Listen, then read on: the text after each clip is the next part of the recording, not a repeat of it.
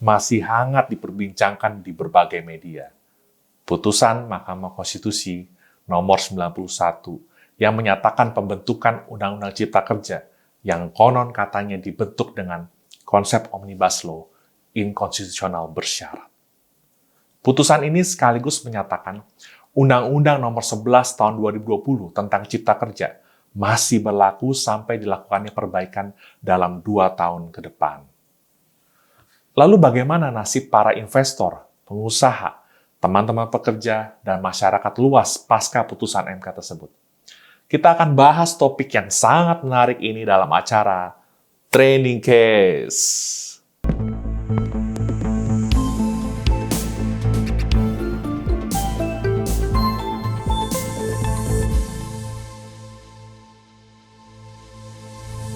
Pertama-tama, saya perlu memastikan dulu bahwa konsep undang-undang ini jelas nggak ada kaitannya dengan Meli Guslo.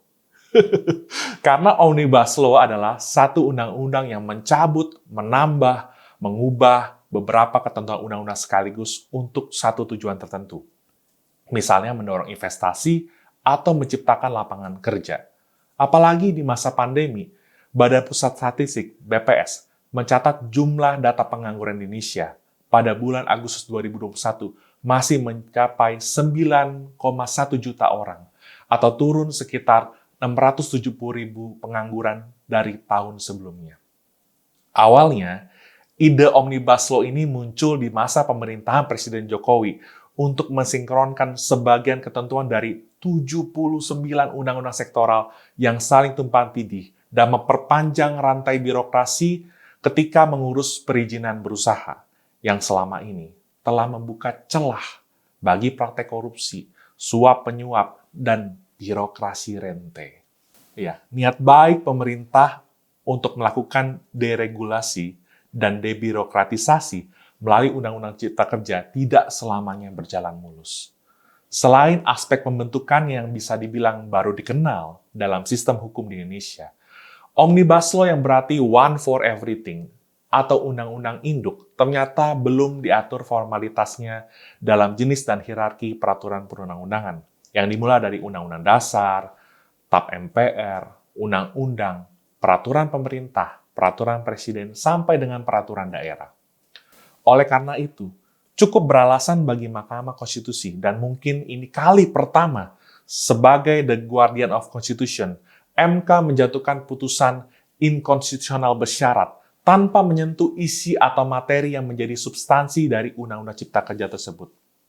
Sederhananya, putusan MK tersebut dapat diringkas menjadi 3 poin.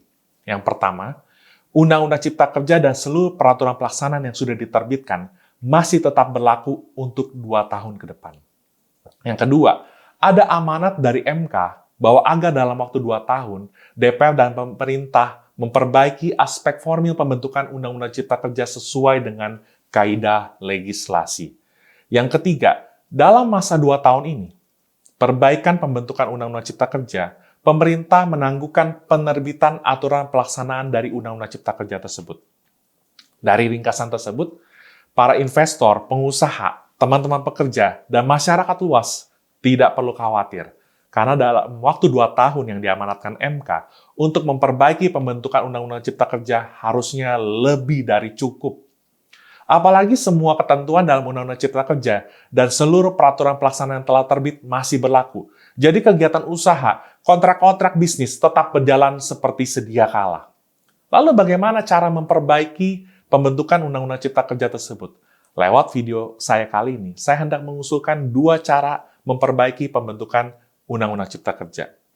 Yang pertama, kita perlu melakukan revisi atas Undang-Undang Pembentukan Perundang-undangan dengan menambahkan fungsi Undang-Undang Induk tanpa mengubah jenis hierarki dan peraturan perundang-undangan. Sehingga Undang-Undang Induk tersebut dimungkinkan untuk memerintahkan beberapa undang-undang lainnya untuk mengatur suatu ketentuan yang lebih khusus. Menurut pandangan Begawan Hukum Indonesia di bidang hukum perundang-undangan, Profesor Hamid Atamimi, ada perkembangan pembentukan undang-undang dari kodifikasi menuju modifikasi, yaitu menyusun suatu peraturan yang mengarah pada pengubahan perilaku kehidupan masyarakat sesuai cita-cita dan tujuan negara, yang menurut saya termasuk di dalamnya juga konsep Omnibus Law seperti yang diterapkan di negara tetangga kita, Filipina. Yang kedua, saya berharap perbaikan dari pembentukan Undang-Undang Cipta Kerja ini sedapat mungkin harus melibatkan para ahli perundang-undangan yang kredibilitasnya tidak perlu diragukan lagi. Sehingga isi Undang-Undang Cipta Kerja ini bukan sekedar menjadi kompilasi revisi dari sebagian ketentuan 78 undang-undang sektoral tersebut, melainkan menjadi suatu undang-undang induk dalam satu narasi legislasi utuh yang enak dibaca dan mudah dipahami oleh para investor, teman-teman pekerja, dan masyarakat luas tanpa kesulitan mensandingkannya dengan undang-undang yang diubah. Untuk itu, mari kita dukung niat baik memperbaiki pembentukan Undang-Undang Cipta Kerja ini untuk Indonesia yang lebih tangguh dan tumbuh. Kondisi overregulated yang mengakibatkan tumpang tindihnya 78 undang-undang sektoral tersebut tidak boleh dibiarkan terus-menerus. Karena secara filosofis, sebagaimana dikatakan oleh Cicero, semakin banyak undang-undang, semakin tidak adil bagi masyarakat. The more law, the less justice. Sampai jumpa kembali dengan saya, Albert Aries, di acara Trending Case berikutnya.